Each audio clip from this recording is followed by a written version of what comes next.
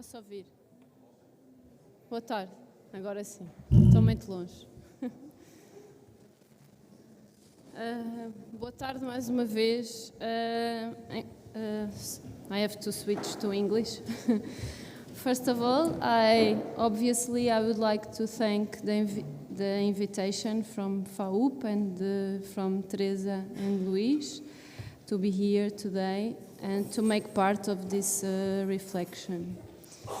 The access to housing and the quality of the design of the territory is a necessary discussion launched by this project through an important interdisciplinary and transversal format, bringing together institutions and several professionals and most of all students, which will be the future agents of the design of the place where we live. So it's very good to see you here today. And this session will bring one architect and one non-architect. And first of all, we will have Elisa Valero, which, from what I have understood, has an office in front of Alhambra in Granada, so inspired every day. And she's also a full professor of the architectural design at the University of Granada. She has received several awards, namely the Andalusia Award in 2022 for the innovation building, the Junta de Andalusia, right? Mm-hmm. And the Swiss Architectural Award in 2018. She's the head of the research group entitled Urban Recycling Efficient Housing and a leader of several projects that cross the reflection on modular precast concrete with urban recycling or recycling neighborhoods, a sustainable alternative, and, for example, intervention in obsolete neighborhoods. So I'm sure it will be a very profitable contribution for the debate. And secondly, we will have Raquel Castro, which is a soundscape researcher, director and curator, debating the role of sound in the development of the auditory awareness, I would say. And she's founder and director of the Sound Art Festival in Lisbon called SOA and the International Symposium Invisible Places. She has made documentaries in such as Soundwalkers and SOA, in which interviews, art and sound environments are combined to broaden awareness of sound.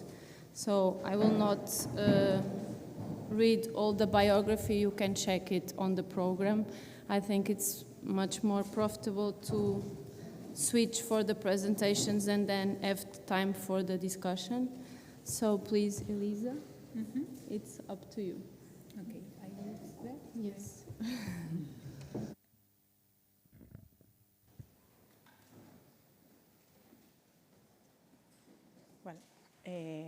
Well, first of all, thank you for inviting me to be here with you. I must tell you that I am a little bit impressed by all the inspiring people are here with us. All we have here and all people that I can see here in this, not just students, but also architects. And I am coming from now, in this moment, yesterday, I was in Valencia in a seminar of housing. And I was thinking that this problem is a very original problem. Original problem in the sense of being in the origin, in the beginning.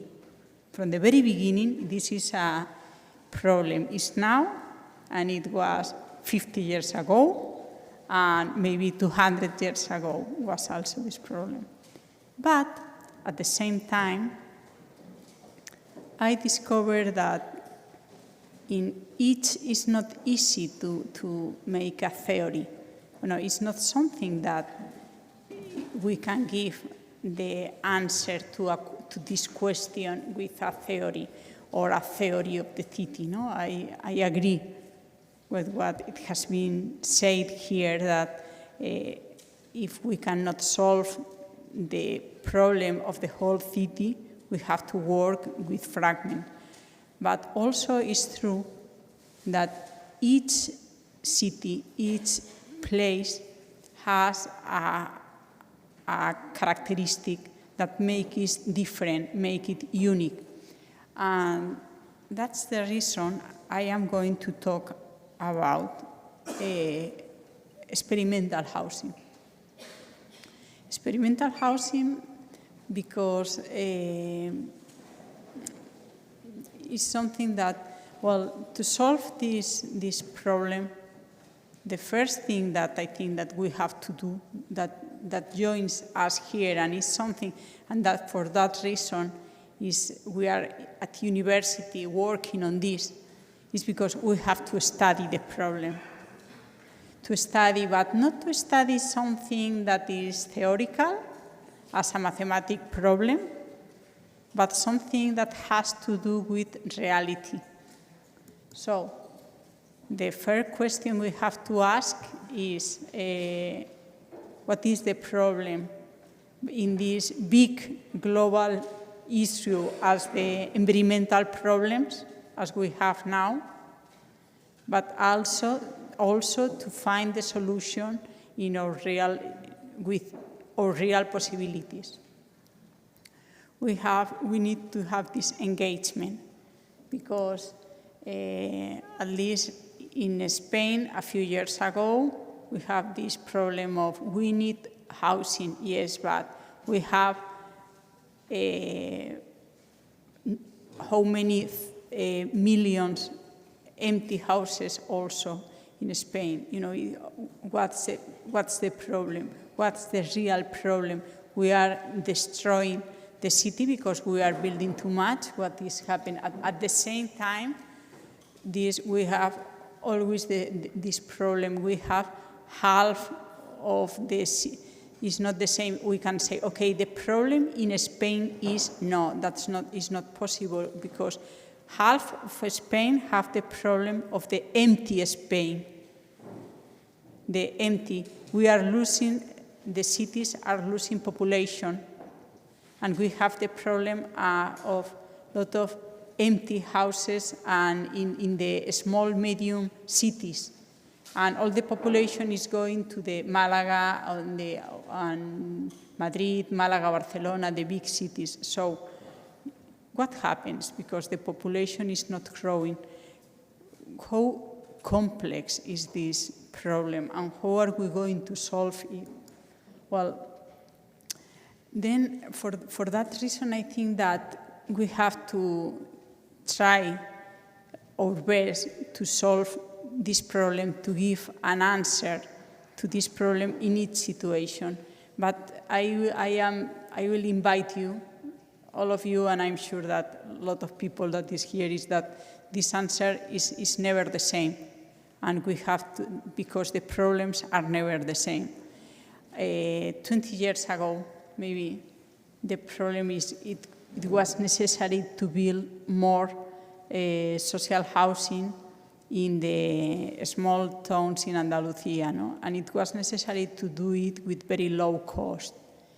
This was my first work, a competition, long time ago. I have to tell you, in the last century, and it was self-made, self-built housing, 13. And it was just very easy because as it was my first work, I was not expert, and I decided to do things as easy as possible because I was not able to build so much, and so it was just a wall of termorcilla, and this wall was doing all this pattern. So with just one wall, it was possible.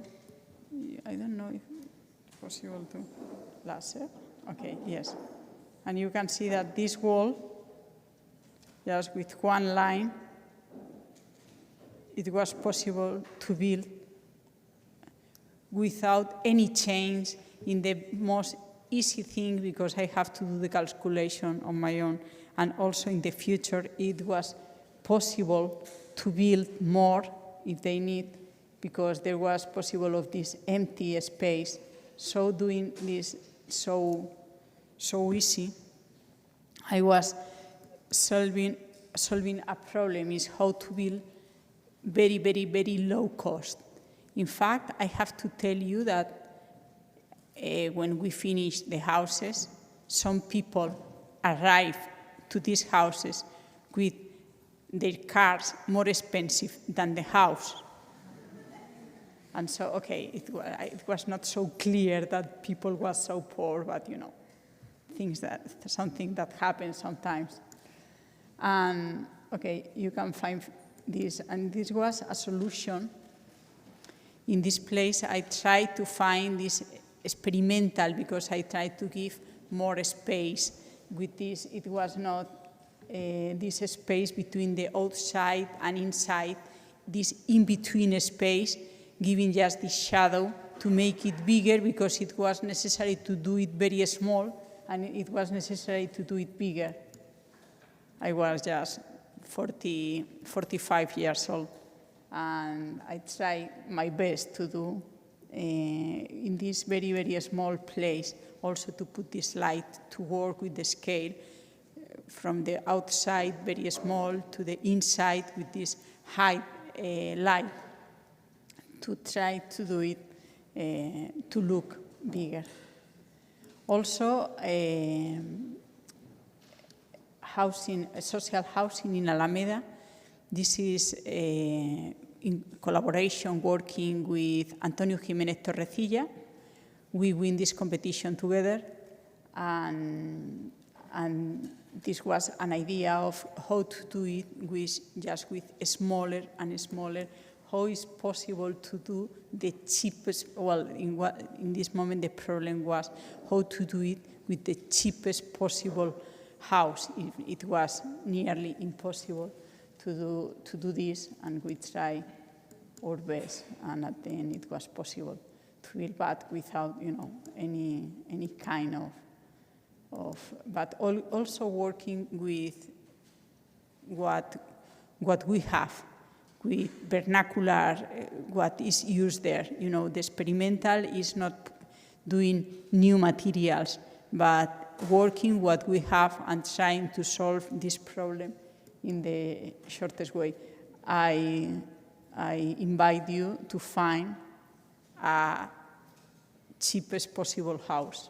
I think it's quite, it was just, has 2 pillars each house, because it was the distance, the exact distance, and just 2 pillars, because it shares 2 pillars with the next house. It was the condition, and also experimental because of the condition we had. Also in Cuevas del Becerro, another social housing, with this same idea of trying to solve the social problem in this, in this way of trying to do it affordable. That is something that is important to talk about.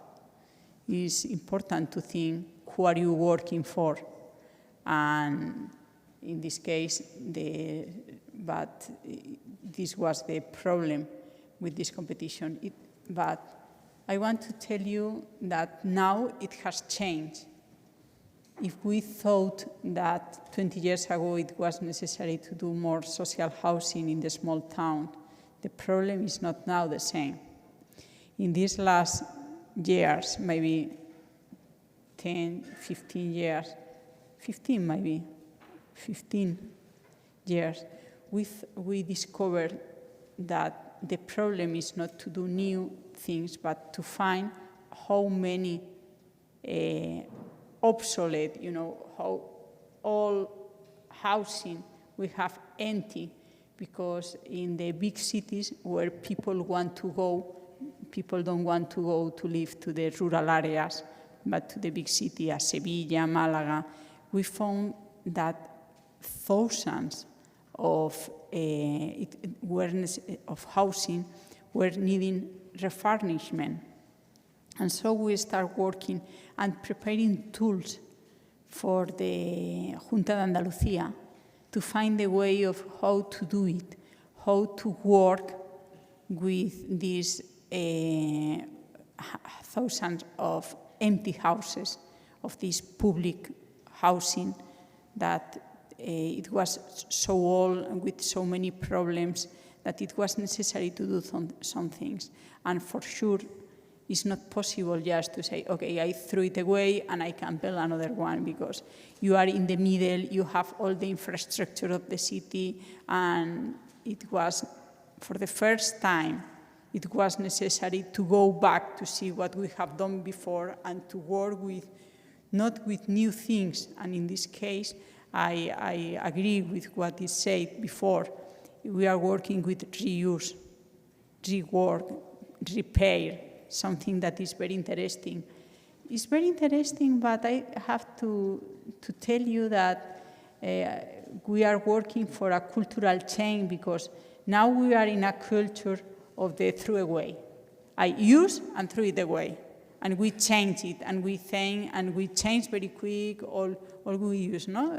We can see that you can buy things and, okay, it's prepared for working, and in 2 years you have to change or something.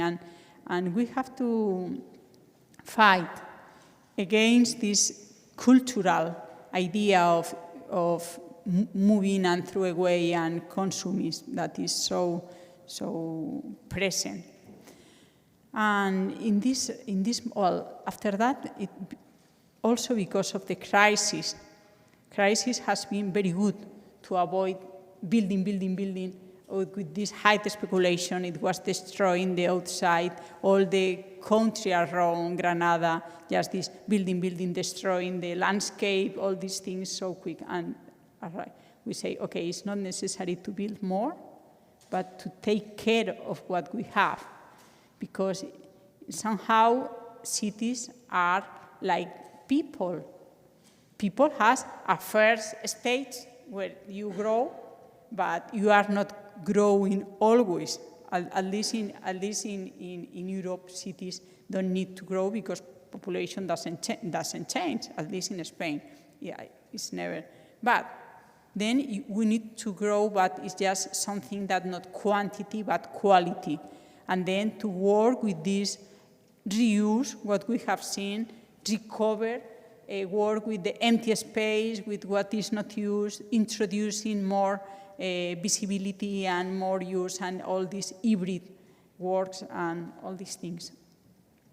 And, well, in this moment of the high crisis, I thought that I was very concerned with environmental problems.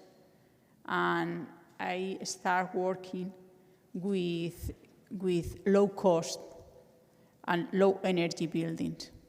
Well, working with low cost, it has never been very difficult because almost all my clients have been poor, social housing, and my brother. My brother asked me to build his house. This is a long time ago, and I decided that the cheapest thing I had built was a kind of, for an industry, of a graphic industry, and I discovered that the cheapest thing was this precast system, concrete system, okay, and this, for that reason, I start working with, because my brother was very proud of me, and he thought that I was able to do a big house very cheap. So, okay, I was not going to disappoint him, so I tried my best to do this house. all the neighbors thought that this was not a house, but never mind. My brother was quite happy here. And the problem is that this house was in the other side of Spain. I was living in Granada, and this was in Asturias, 1,000 kilometers. And then I thought, okay, this is not possible if I don't do it in a very prefabricate. Okay, I'm going to, so I will do all the details, and they can do it without me. Mistake, mistake of being very young. But at least it helped me to learn a lot about this idea of I am working with precast concrete, so I need to do all in a modular way. I try to design, it's very, very light, with a very light structure, this idea of light, less resource, cheaper, this idea of working, of doing things in experimental. And this is the salon of the house with these big views, because it was in Asturias, a wonderful place. And I have to tell you that I feel very happy because my brother my family brother was not angry with me. So they are still inviting me to go there. I'm very happy. I'm very proud of this house that the other neighbors don't think is a house. But this project, I bring here this project because it has been very important. I did it a long time ago, but it has been very important because here the problem was different. And I went with this idea of it was an experimental house. And it was trying to do how to do things, because it's something that in housing we always need to ask. Well, I was telling you that for this of experimental, the first thing is to do a realistic question. What I need to solve? What is the reason for doing things in a non-conventional way? Because if I can do things in a conventional way, okay, it's not necessary, but we always need to learn to do things, because we need to, as I was telling you, we have all the duty of growing, doing things better, maybe not in extension, but for sure in quality. We have to learn to do things in a better way. And all these previous works with concrete were very important for my actual work of this experimental housing, for trying to solve the problem of future social housings now and with my neighbors in Marruecos and all the problems they have. But I will follow. I start working with concrete for different reasons. Also, it was this house in Tera, because I start working because for some questions of my client, it was necessary to do it like this. It was not, I have to do another explanation. Well, my office is a small office, but we do the calculation ourselves. We have always do the calculation of the structural design and structural calculation, we do it myself. My first work was the restoration of a work of Félix Candela in Mexico, also in the last century. But it was El Restaurante Manantiales, Xochimilco. And I learned quite a lot of saving resource and this idea. And it has been very useful now in the actual problem. After all this crisis, I decided that this housing for this small planet need that the architects think in three things. First, realistic approach is very important, this realistic approach, to know what is the problem and to know that one place is different of the other, and understanding all the questions we need. And this realistic approach is very important. Well, it's very important because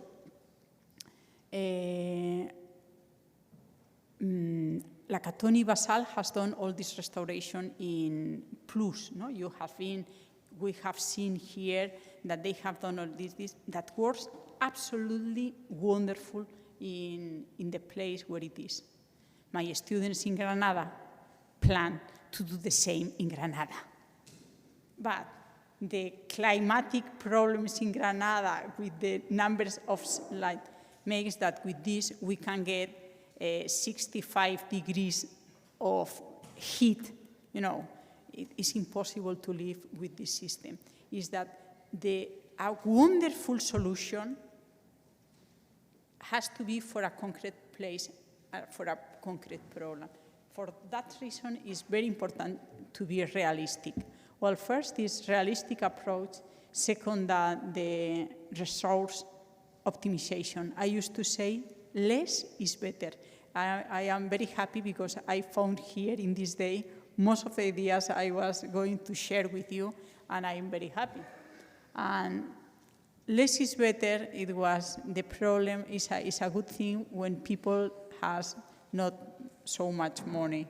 There's less finish, less material, less, and usually less budget is something that is quite interesting going together.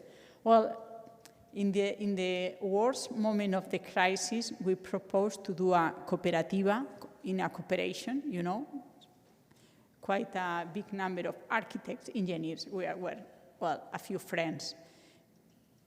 We get together to do this housing, very, very simple, with a new system called El Estopa. And it's a system that it puts the insulation inside, and it's shotcrete. It's concrete that is projected, is shotcrete. And with this system, inside the structure, it was possible to do a lot of things. And so it was going to be very, very cheap. And it has been really very cheap, with all the problems of the new things, because being so new as it is, it was one of the first times that it was done. We discovered all the problems that a new system has, but it's not possible to change things if we don't risk to experiment with new things, and we discover a lot of problems. I'm not going to tell you that things are pink. You know what I mean, that things usually have a few problems. Okay, this is also because these halls are done one by one with my people to get this problem of the permeability of the soil, because we are very much concerned with what it means to do permeability things. Okay, with this system, as all the walls were in concrete, but were inside the concrete, it's very light concrete because inside we have the insulation. Being so light means that it was 5 times stronger for the earthquakes. Why? The reason is very simple, because the strength is mass for acceleration. So if you reduce the mass, then you reduce the strength of the earthquake with the same acceleration. Something very easy, but it makes it possible. And so just 2 materials, and at the end it was painted in white because it was necessary to do this, because it's next to the Alhambra in a protected area. But it was not necessary to finish. And when the builder was saying, okay, this is very cheap because it's just the structure and it's not finished, and that's the reason it's half the price of a normal house.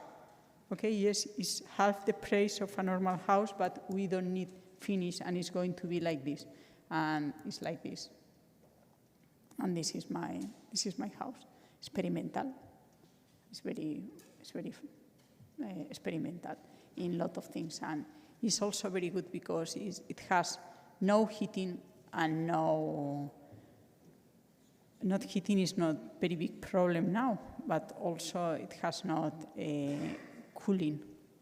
But for that it's important to have very high, because the heat goes to the up, and then it's easier to manage with not having very warm places in summer.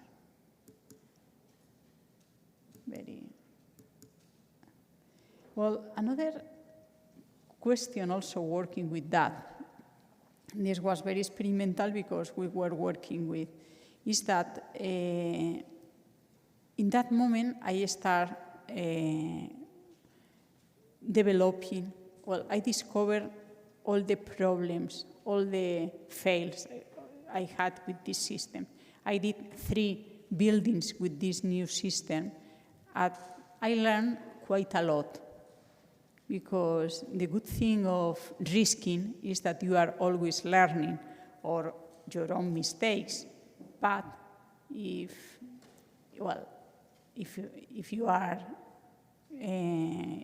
you take care of not doing something dangerous, it's very positive, at least for us. And also, I start to work with to understand and develop how it was possible to solve problems for low economies with this concrete. But not always concrete is also to reuse things.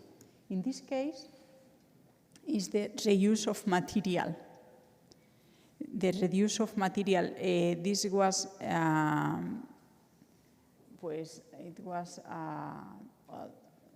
garbage. It was with this all material. This is coming from the basin and all this, all sanitary elements. With all this garbage we have, my client start working to produce this new material, these new tiles. And with these new materials, we were using, we were reducing the pollution in somehow, no? The pollution, reducing the garbage, reducing the bad material. And also working in a old house in the center of an old house, but in very bad condition, with very simple way of, and reusing all kind of things. Furniture, reducing all they have, and with very, very low, very good insulation. We spend more of our budget in preparing things for insulation, because climate change is a big problem, but not avoiding any other finishing or avoid. He's my client who work with this. But also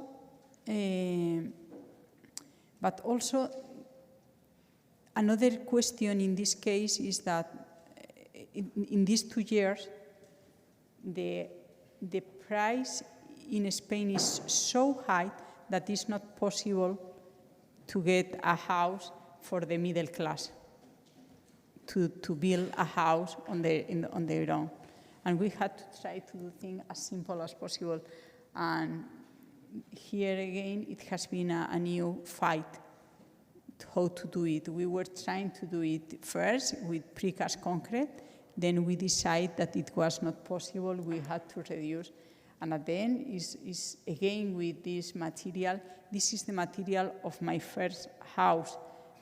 You have seen these houses of Palenciana, that it was the structural wall, and these are the structural wall, something that is quite important, to use the same structural as envelopment and to close everything with reducing the material.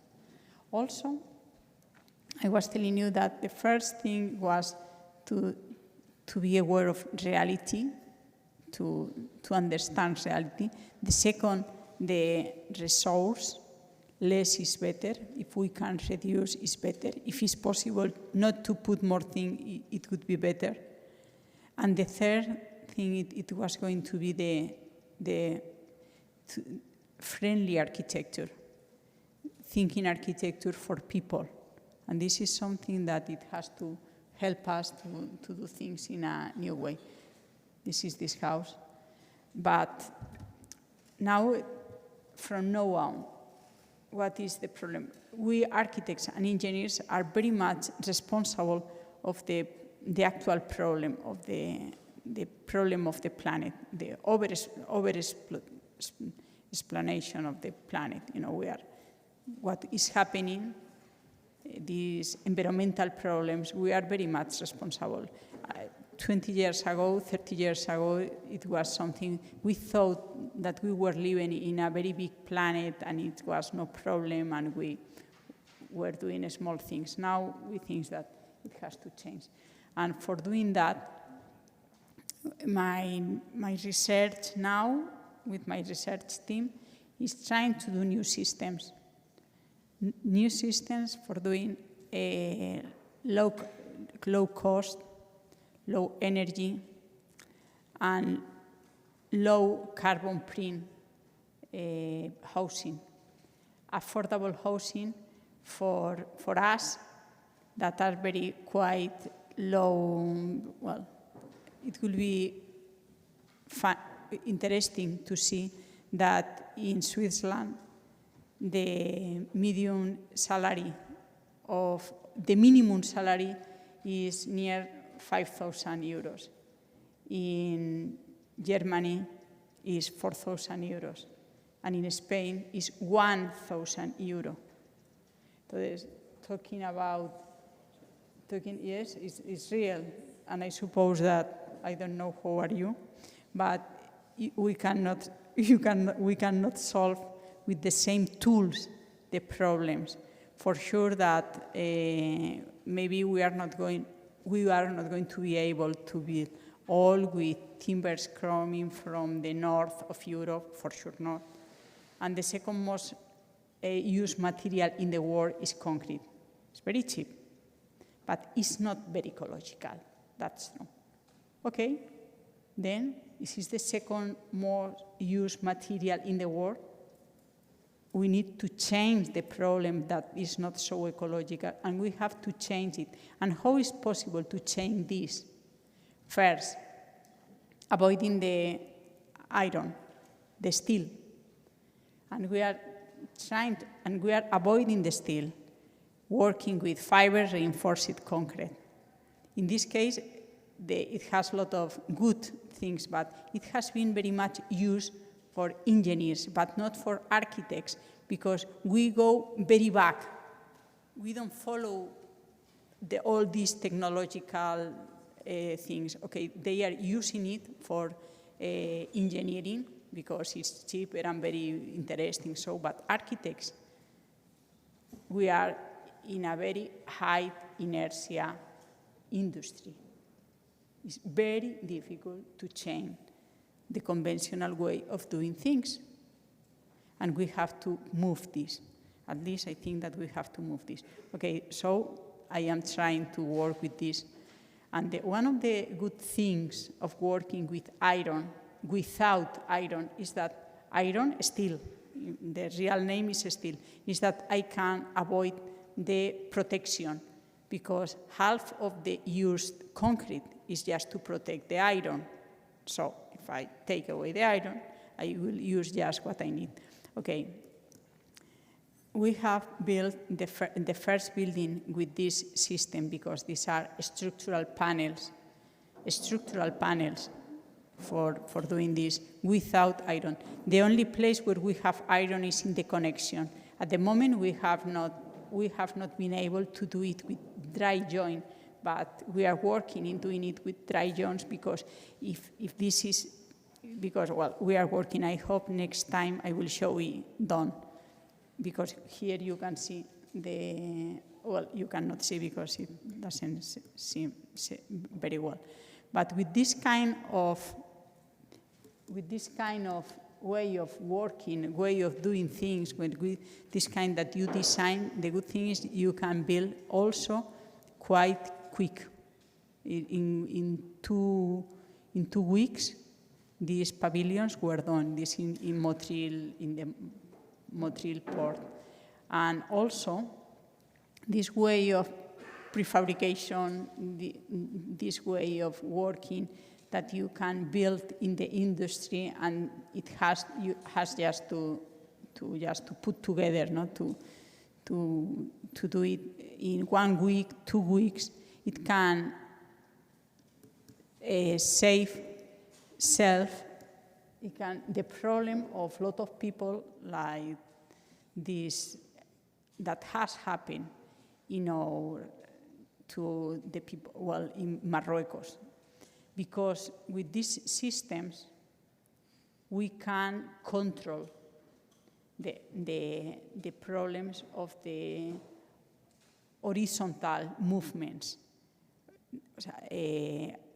Earthquakes are an horizontal movement, and with this concrete, we can solve, with this kind of precast systems, with this new system, we can solve problems that is funny, but if we study this, we find that earthquakes, as these we have seen now in Marruecos, are quite often in Japan, and with small damage and not human loss, very, very reduced.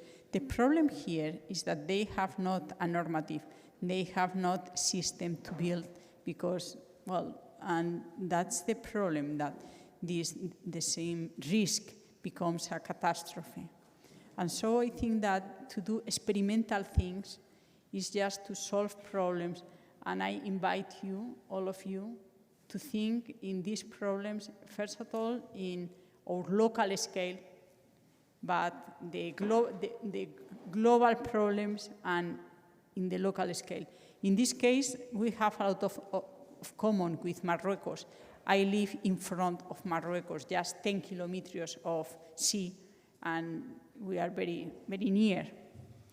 So for us, and also we have the problem of the high earthquakes risk. So for us is quite a low income. So we have a lot in common with them. So, but we are trying to change things.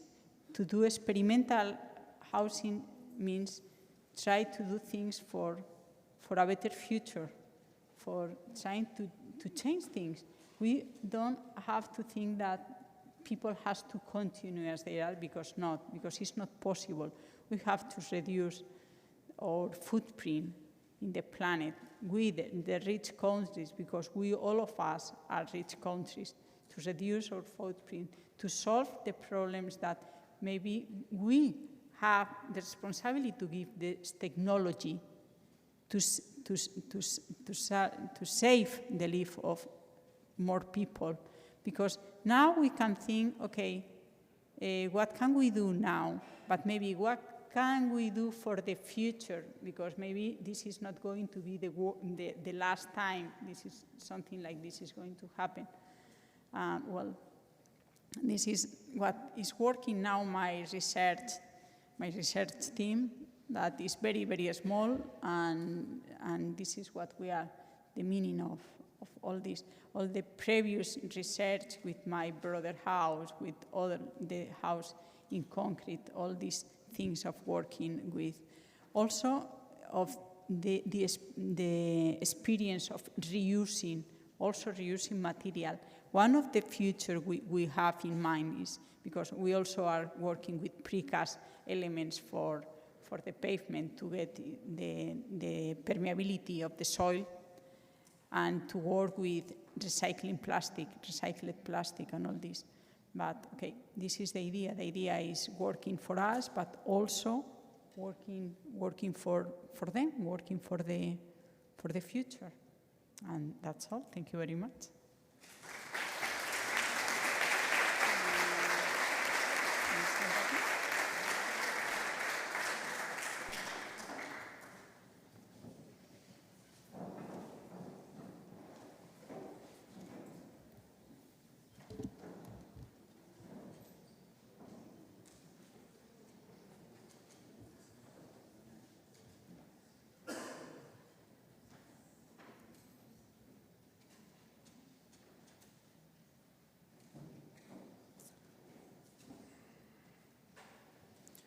Okay, good afternoon, everyone.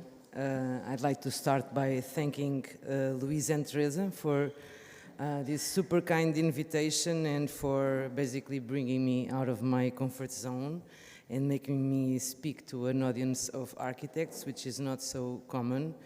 You know, I'm not an architect. I come from the communication sciences, but I've been focusing my work in the past 20 years to understand sound and listening as a resource to grasp many layers of our contemporary life. And so it's, on one hand, a responsibility to be here with you today, as I think architects would gain a lot with people from sound, and people from sound will gain a lot with architects. So I feel this, it's good, Francisco. I feel it's a good connection point, and hopefully you will enjoy it. So my presentation is entitled Spaces That Turn into Sonic Places. And why am I here in this great seminar on architecture? So to answer this question, I think it would be good if we can make a little short exercise of trying to just listen to this room for 1 minute.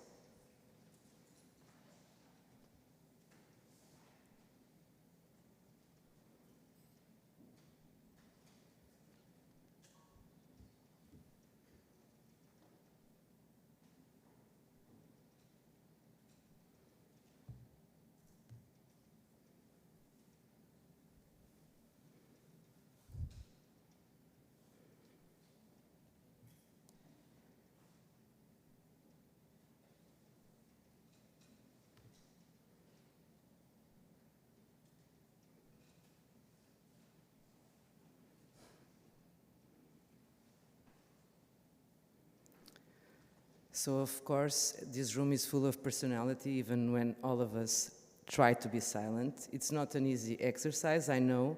It's also not very common, but I think it should, any discussion about sound should start here. And I also think it would be an interesting exercise for you to do in the places you create, the spaces you create, to start by listening to them and understand how it affects the mood, the emotional, and all these aspects. So I will, in this talk, I prepared a talk where somehow can bring you a little overview of people and artists and movements that thought about sound in very peculiar ways and opened up the discussion to the everyday life. And I think hopefully from here you can also create some other ideas and hopefully it can inspire to working differently. So obviously this exercise of remaining silent reminds us obviously of John Cage, who made this very famous piece 433, you probably all heard about, when he saw these white paintings from his friend Robert Rauschenberg. And then he noticed that because of being white, they would catch all little details like dust, shadows, lights, everything. So we basically thought about what would be the auditory equivalent to this work, and he created this piece 433, where when a pianist would remain silent in front of a piano and would bring all the sounds usually in the foreground, in the background to the foreground. Obviously, this was a very important way of thinking about musical and about music and space, thinking of space as a flow and all kind of performance as preceding and subsiding any sound, and all sounds can become part of life. I've been also speaking about a term called soundscape, which is basically a little overview also about acoustic ecology and the World Soundscape Project, which Back in the 60s, a Canadian composer named Raymond Murray Schaffer and his team started the World Soundscape Project and the field of acoustic ecology. Acoustic ecology is a field of study that focuses on the relationships between living organisms, including humans, and their sonic environments. It involves the examination of soundscapes, which encompasses all sounds within a particular environment, both natural and human-made. Back then, basically, the urgency would be to silence the chaotic and growing noise of cities. They started to research soundscapes and understand exactly how would noise affect our life and our health and our communication and so on. Schaffer holds all of us responsible for the acoustic environment. There is a way of thinking that is we are simultaneously composers, performers, and interpreters of the soundscape we live. That means that we are all responsible of creating and changing the soundscape, the sonic environment. We know that we live in a society very concerned with image and visual. Architecture is, I've seen some talks today and amazing buildings, great houses, and very great works. I really love architects and architecture, and so I have many respect for your work. But it's very rare to see this concern about how much does a building affect the soundscape, not only inside but also outside. And I think this concern, increasing concern with image and visuals is not only in architecture, we always tend to believe in what we see, but sound can bring a lot of information and a lot of clues for our daily life, and that's also important to note. I would like to also show you some artists and artworks that work with space. And, for example, this experimental listening exercise that we presented at Lisboa Soul Festival in 2017.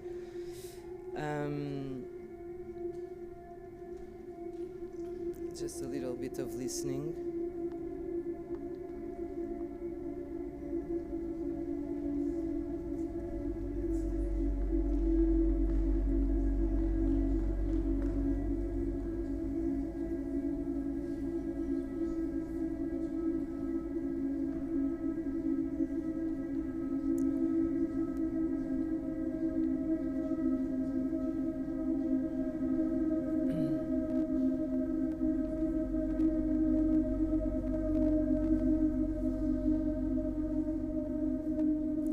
Basically through 4 speakers and a subwoofer, Sam Moinger, the artist that composed this piece, tried to create this feeling of constantly falling.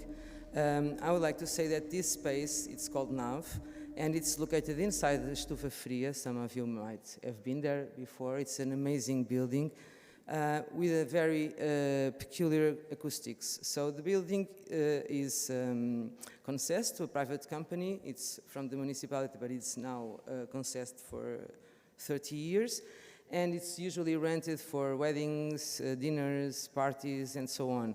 So basically, here we used it for sound art and for a sound art festival, but it's common use. It's together like 200 people inside with a DJ and people trying to talk. So acoustically, it wasn't well considered, and in terms of its function, it's a complicated building to be inside. I can imagine.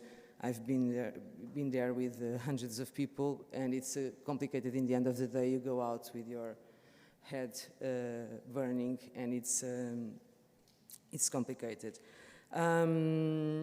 Because when we talk about structures in sound, we're not just dealing with the nuts and bolts of acoustics or the functional aspects of architecture. It's actually a much broader exploration where sound creates spaces that can be incredibly creative and often unlike anything we've seen in the visual or physical world. Sound has this unique ability to shape space in various ways, not just in terms of how it sounds, but also how it makes us feel and perceive things. When it unfolds on its time and moves the air, sound is evanescent and leaves only a memory. To engage with that memory, it's necessary to listen. And here, it's important to emphasize the difference between hearing and listening. Hearing is simply the act of perceiving sound through the ear. If we don't have any hearing impairment, it just happens. Listening, however, is something we consciously choose to do, like the little exercise we did here in the beginning, which requires our attention for the brain to process meaning. In this sense, listening leads to learning, knowledge, and ultimately it becomes essential for us to act ethically in the world. It's important to also note Pauline Oliveira is well known for deep listening exercises, to listen in every possible way to everything possible to hear, no matter what you are doing, she wrote. This intense listening includes the sounds of daily life, of nature, of one's own thoughts, as well as musical sounds.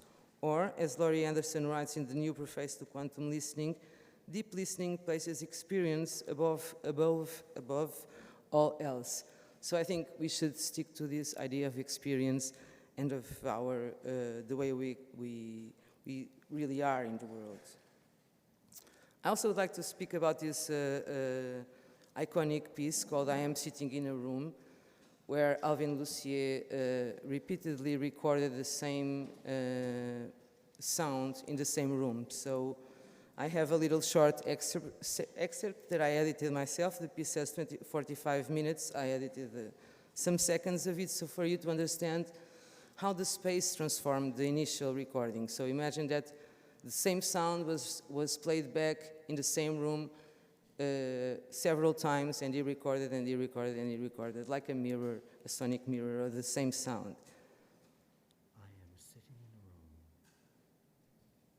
room. Sorry, we're supposed to have sound.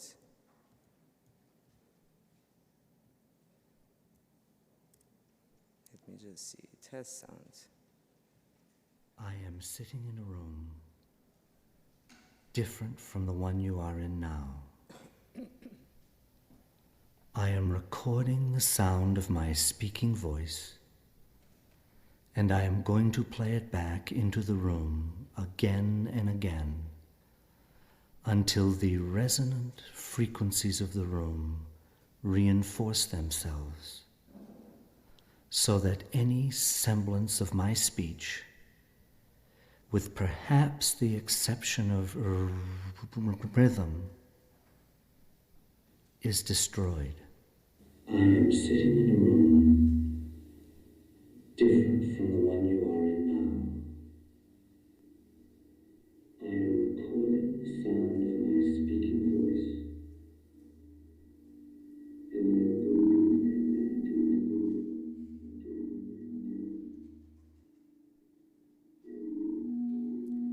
So with each repetition, Lucier recorded speech become increasingly blurred, sounding distant, and specific sonic frequencies began to dominate the recorded sound. These tones, which gradually overwhelmed the text and abstracted the sonic landscape, are the resonant frequencies of the room and are entirely specific to the architectural characteristics of that particular space. As these frequencies grew in prominence, reinforced with each playback, the outcome was the erasure of the human performer and the dominance of ambient music. We can perceive the speciality of the room where Lucier initially made his piece through. Let me just... So now when we talk about the relationship between sound and architecture, it's a bit different from the way we usually think about buildings and visual aesthetics. Sound adds an extra dimension because it's intimately tied to time. Sound, in a way, unfolds over time, and this temporal aspect allows us to narrate spaces in ways that go beyond the conventional or realistic. What's truly intriguing is how the unique qualities of a building can significantly influence the behavior of sound. When a sound wave propagates towards the listener, it is transformed by the spatial acoustics and is enriched by the information it encounters along the way. The personality of the soundscape results from this interplay between spatial characteristics and dynamic sound-generating events.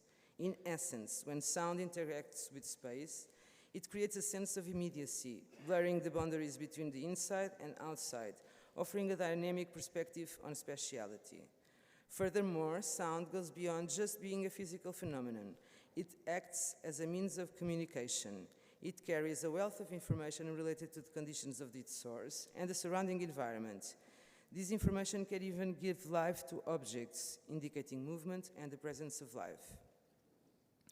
Therefore, what we feel and sense with our bodies is very different from the abstract idea of space. Space, as you all know much better than me, involves surfaces, lines and points. However, there's much more to space than just these physical aspects. There's something we can't easily measure, which we'll call phenomenal space. Our experience of space as humans is quite different from this abstract idea of pure space because we have bodies and experience our surroundings with all our senses. This idea comes from a famous thinker and architect, I'm sure you all know, Joanny Pallasmaa, whom I interviewed in 2017, and actually this interview is part of my film and my series, and I would like for you to listen to him for a while.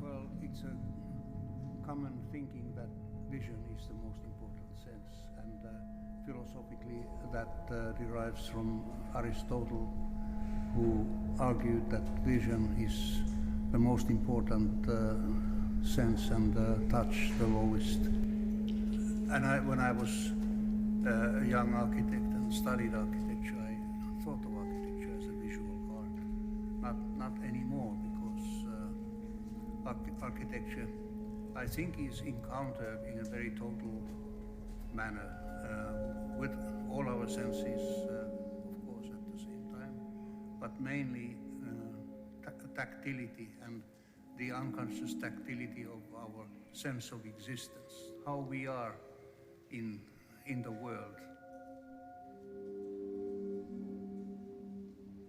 Main task of architecture is to protect silence around us, and that is what we really love in old buildings, is to enter them when we at the same time enter the silence of another era completely.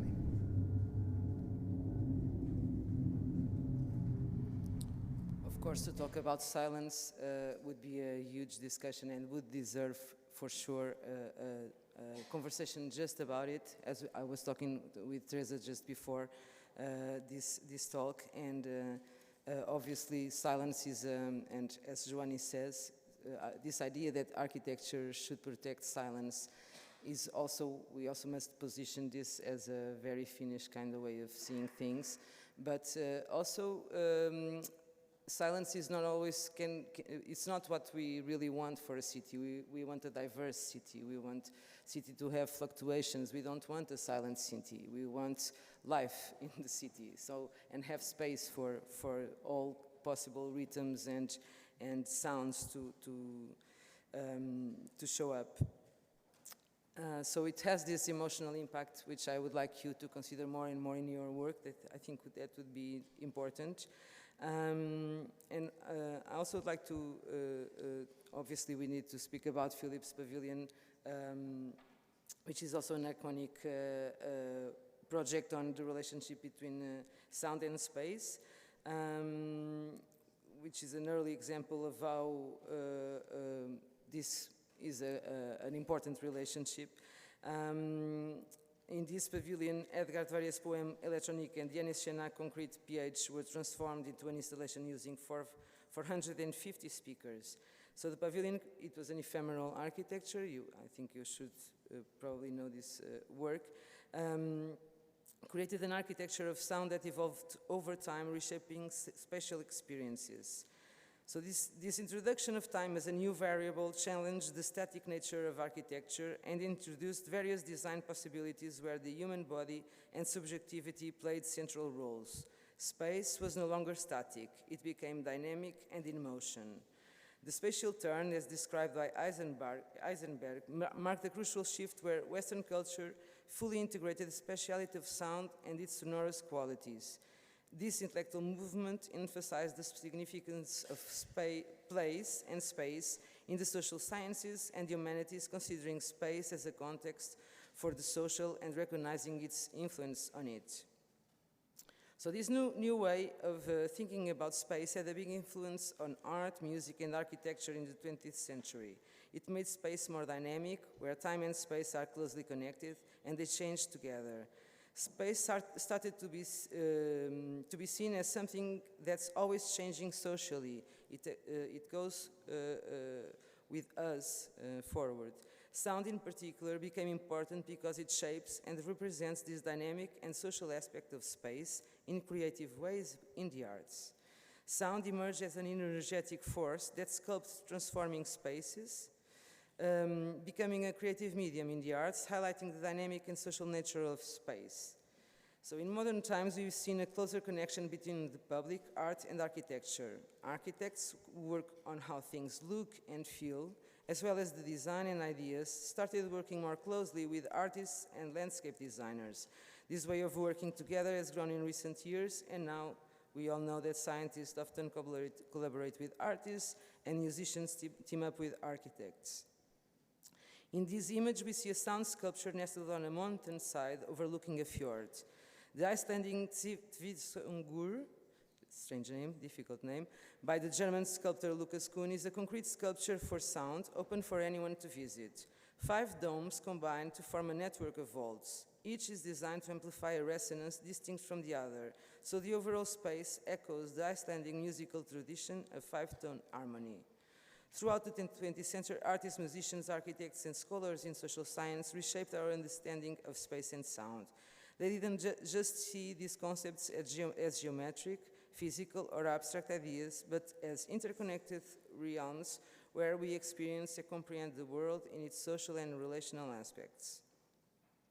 Think of it like this: just as you, as architects, work with physical materials and designs to create visual spaces, you also work with oral dimension, the world of sound.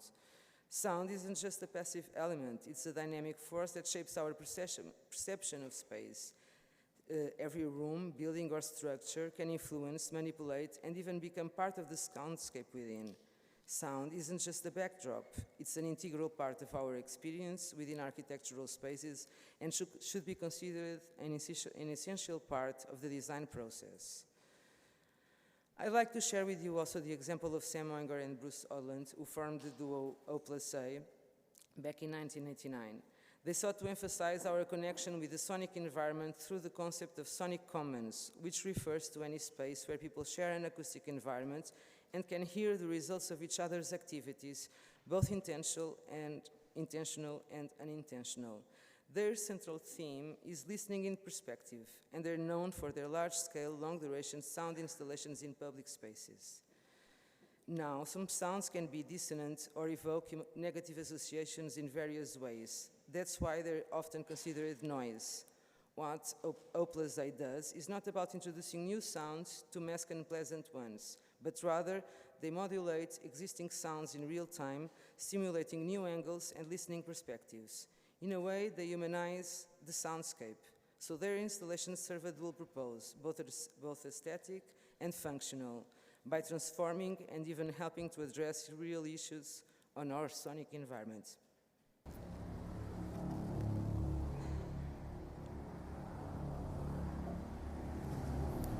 In 1998, Bruce Odland and Sam Wenger made an installation piece for the brand new Mass Mocha. The problem was the town and the museum were divided by a highway noise. They decided to make that a feature by using tuning tubes to generate real-time overtone series in response to the passing traffic on Highway 2. These overtone series were played out of cement cube loudspeakers, turning the area under the highway into a harmonic cathedral of real-time resonance.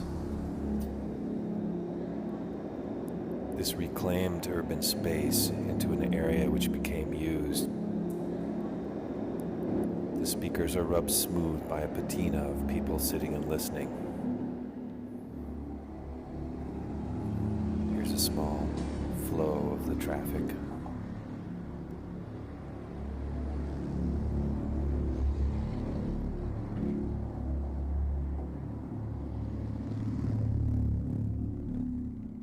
So Odland and Oenger had this amazing idea of turning all the noise you hear in the city into music.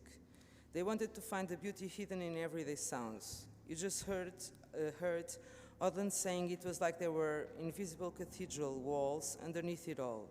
People have written poetry while sitting within this installation. Dogs and babies have found even comfort in the sound. It's a clear example of how sounds can affect us so deeply that they inspire us to change our daily routines. But in my opinion, not everything is easy with sound art, especially when placed in public spaces, which is the kind of spaces where I usually work.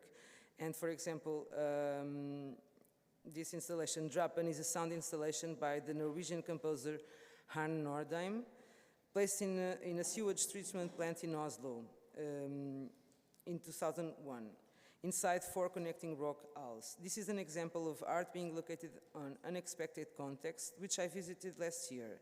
This installation is composed by 21 speakers distributed throughout the impressive halls with sedimentation tanks and a control program that responds to the amount of sewage flowing down to the treatment system. The sound from the installation mixes also with the mechanical sounds of the plant and of the sewage treatment process. This is an iPhone recording of my visit, guided by one of the workers who was really, really proud of this artwork in his working space, but also mentioned that the piece was mostly disconnected because the workers couldn't stand the sound coming from it. The sound coming from it would prevent them to listen to each other and to listen to the machines they need to operate. So for me, this is a very delicate issue regarding sound art in public spaces, because one needs to be aware that these spaces are thought for people that live and work there, and this must also always be respected. But this is also an iconic piece. Norwegians are very proud of it. I think there is this issue which it's also important to note about. Another iconic piece, I will not extend very much about this. This is the sea organ. Some of you might have visited. I've never been there in person, but I think it's a very positive effect of sound art and interaction with the audience in the public space. Basically, it's an architectural object and also an experimental musical instrument. So, architect Nikola Bazic proposed the project for the waterfront in Zadar, Croatia. So he placed 35 musical pipes hidden within the marble staircase. So as the waves move, they push air through these pipes. Depending on the motion of the waves or the wind, each pipe produces a different sound. Let's listen a bit.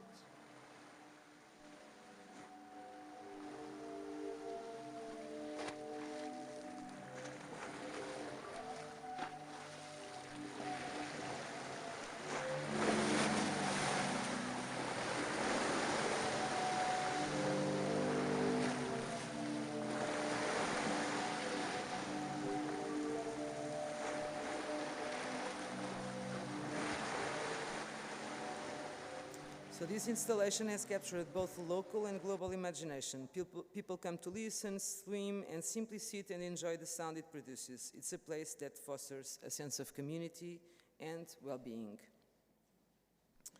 I also need to speak about Max Neuhaus, who was the person who coined the term sound installation. There is this work from him from the 73. It's still in Times Square. It's called Times Square. And he basically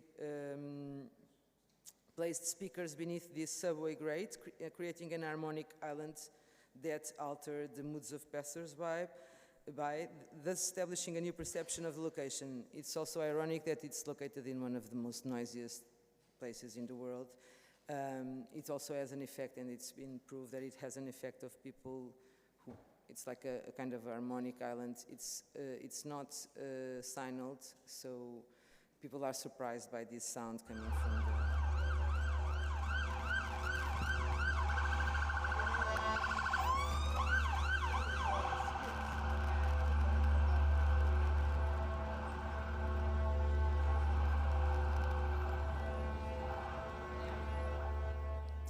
So it's important to note that these installations are accessible to everyone, attract both passers-by and those who want to linger, and offer unique listening experiences that enrich urban life. I think this is important to note. It's also all of this that inspired the festival that I do in Lisbon, called Lisboa Soa. I will not, I think we are almost out of time. I'm going to just go very fast on this, but basically we occupy different public spaces with the sound installations that interact with those locations, and the aim is always to try to create listening experiences, listening moments, bring people to just experience spaces through the years.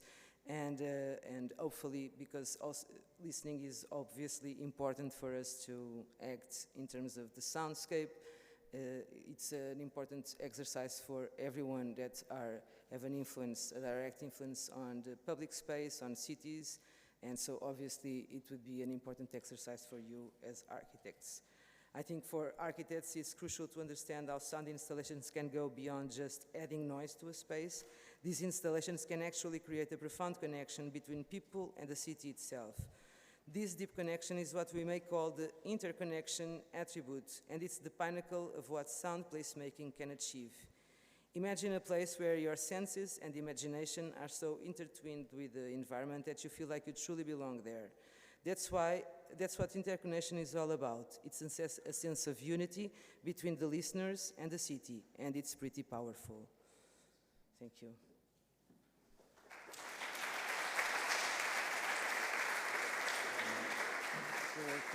My contact. Yeah. Thank you. Thank you both. I think this was a good choice for the end, because we were guided to sensorial experiences in both presentations. And so I think it's a good day to end our reflection today. And from that, I had some reflections while you were making your presentations, and I will try to formulate them as kind of comment or question. And please feel free to comment wherever if you also, of course, if you disagree. Elisa, when you were presenting your work and the experiments that you did or that you are doing, it recalls me mainly in the first images that you showed, and then in the last ones about this construction materials and processes, vernacular architecture. And so regarding the projects and the research that you have been involved, and I've been thinking about this with my students of the 5th year. If you think or if you believe that we can go there, look back to look forward, taking some lessons regarding the contemporary challenges about energetic crisis, the need of community space, and also the resources management, which is a crucial issue, as you have said, and as we have addressed here in several ways. So this would be a reflection, a question, because I'm really interested in making this bridge in order to look forward. And then, I'm not sure I have a question for you, Raquel, but I was thinking while you were presenting, if we have all this, okay, we as architects, of course, we have already, we reflect and continue to reflect on the importance of the sound that a room can create, or the silence that a room can create. But maybe I have never thought about this in terms of the city. I mean, when it stressed me, I think about it, or if I'm in nature also. But I was thinking, if for these contemporary cities where diversity, human diversity in several ways, if you as a sound researcher could give us some clues on how to think about the future or the cities or the inhabited space, because you were also addressing this thing that we want, or we move to the urban in order to meet and to exchange and to evolve. But I think that nowadays, with more and more, maybe it's a personal position, but we need more and more a bit of silence, and to have this that Palesma was addressing, that to go back to an ancient silence that brings some identity. So this is just a reflection, maybe you can comment on that, and that's it. And then, of course, we pass to the others. Yes, for sure, we have to drink of our roots to learn. Also because people who, our grandfathers were very smart. And they used to work with very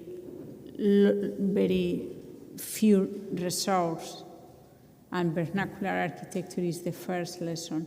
One of the problems we have today is so easy to spend more than necessary, but it was not in the beginning, it was not last century, it was not in the past. And so I think one of the first things is that we have to learn that. Well, on one hand, it's like that. We have to learn that. But also we have to use the technology, because if you go to the doctor and he have to do to open to do an operation, you are not going to let him to use a last century material. You want them to do something in laparoscopia, that they open here and they go to your hair and they do all the thing with the high technology they have. And I think that we have to learn the way of doing things. We have to save material, but we have also to be very contemporaneous. At the same time, we have to learn from our roots, to belong to our place, and that's very, very important. And a lot of things that, and this is a good thing, but both things, we belong to our place and we are contemporaneous. We belong also to our time. Is the twice the same. Yes, I completely agree. Let's express this. Okay, talking about silence and the future, maybe it will be a little bit more silent. For example, we know that electric cars are a reality and are growing. I just came back from Oslo, where everything is very silent, because I think, I don't know the statistics, but 80% of the cars are probably electric and you don't hear them.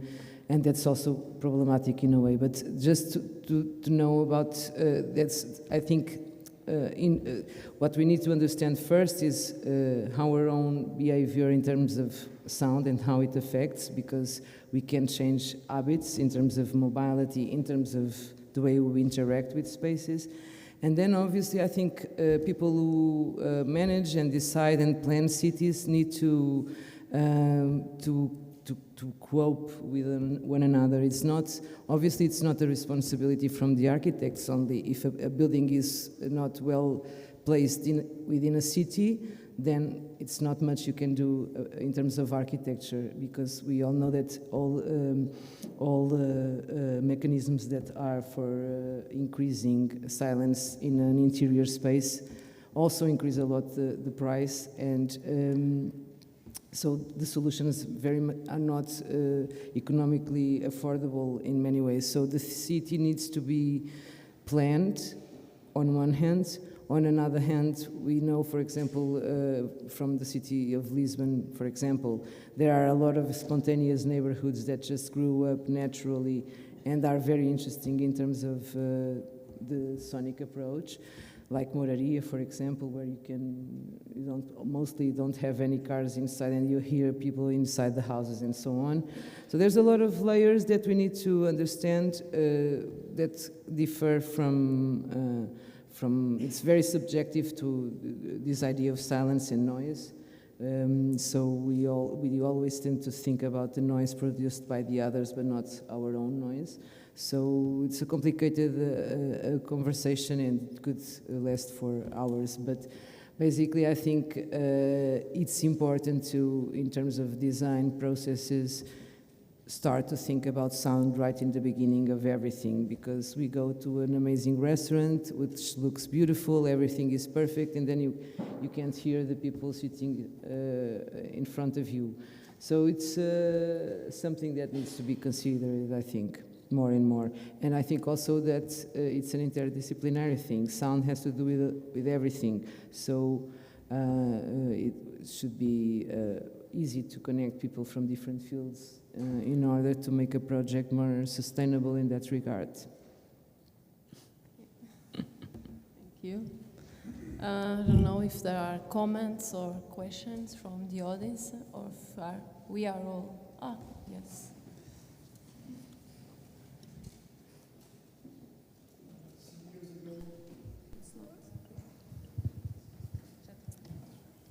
Some years ago, I underwent an emergency surgery, and they chose laparoscopia, and I almost died. I think we should read more Romans and be very skeptical about technology. Laparoscopia, it could be problematic. Did you hear it? No. No. Okay. Talking about technology, some years ago I had to undergo an emergency surgery. The doctors chose laparoscopia, and I almost died. I don't think I will die by learning from Romans or from my grandfathers, but technology has to be chosen very wisely. It's very valuable.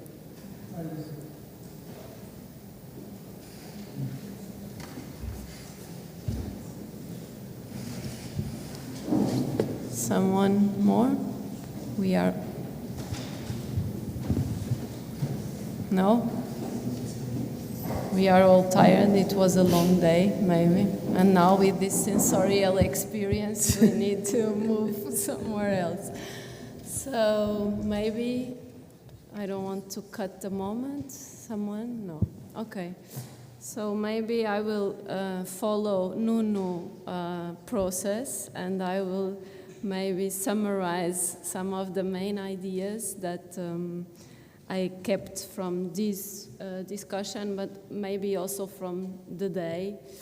And I think the importance of senses, as we already know, but I think it was very clear at this panel. And then several others such as have the courage to experiment and to have the strength to establish synthesis, as I think Inês was saying in the morning, in order to act. So we are actors and victims of this contemporary context, so we have to have this courage, I think. And also was said here today more than one time that we have to learn and research in order to formulate the right questions, and to formulate the right questions is not an easy task. And interdisciplinary work and the discussion with several actors, professionals, institutions, and politicians who are not here, it's an important idea. And I would also say that it is very clear that we are in a important or crucial moment in history, maybe, where it is important that we take social action and we act politically. And for that, I think also that interdisciplinary work, Sandra is not here, but I think it's also important to bring other professionals to this discussion, because more than housing means that we are not only designing a shelter, we are designing a network of services, public space, landscape, and for that we need to be all together, and that's it. I think that more than housing for me is more than the shelter. Of course, the shelter is changing, and cultural aspects are bringing changes, the diversity that we already know and we have been talked to, but this idea that housing is much more than the shelter, is a system. And that's it. Thank you.